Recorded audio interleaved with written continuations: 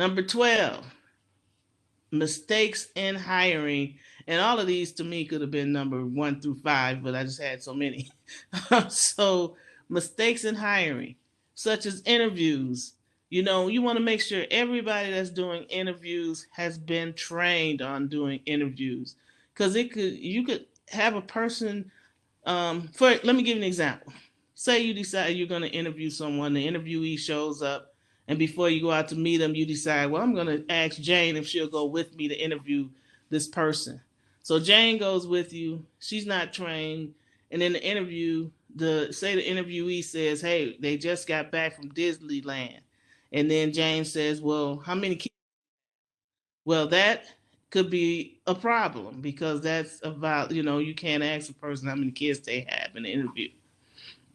References. You have to be careful with how you give out references, and you want to make sure you're getting the best references you can. I might not get all the answers when I do references, but I ask the questions, because sometimes you can get answers that could actually save you from making a big mistake. You want to consider people with disabilities. I had a client once who told me that, he owned a big truck driving company. And he said that a guy came in, and he was very, his height, he didn't have a lot of height to him. And he also had, I think, some type of disability with his leg, or a missing leg or something, he told me. But anyway, he said that when he saw the guy, he just knew automatically the guy couldn't do the job, but he went on and interviewed him anyway. He said, and after he interviewed him, he asked the guy, the question we asked is, how would you perform the duties of the position with or without an accommodation, a reasonable accommodation? And the gentleman said, well, I can show you. So he took him out to the back, and he got in the big rig, and the guy jumped in and drove off. He could do the job. So we never know. So we want to make sure we're not making preconceived opinions about a person if they're disabled. We want to give them a chance to make sure they meet the qualifications. Offer letters. I've had a lot of organizations that don't do offer letters. Well, this is your opportunity when you do offer letters to, just really say great things about the company, and you also it can establish a contract. So you want to make sure you can have in there about the at will or whatever you need to have to protect your organization.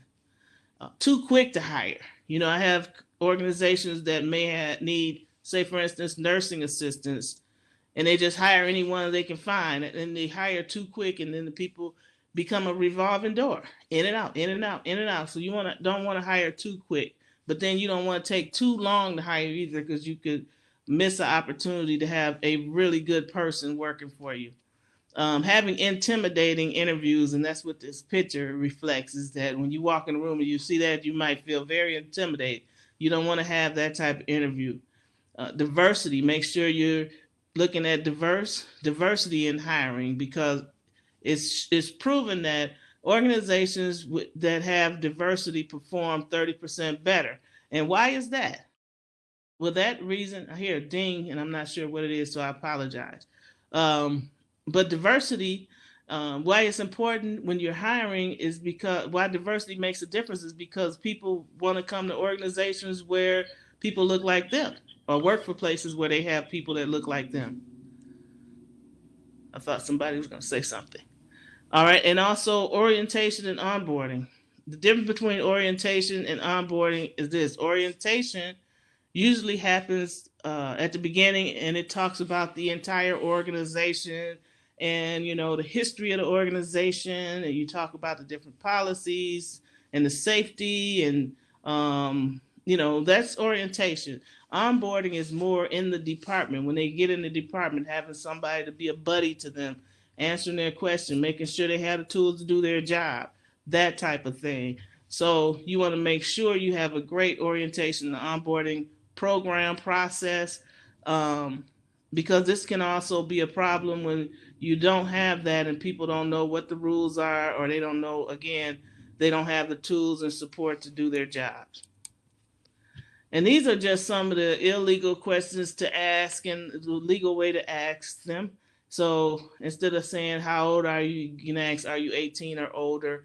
And you probably know about these type of things. I just put it in here just for a refresher to make sure that people are remembering when they're interviewing not to ask questions that are considered illegal.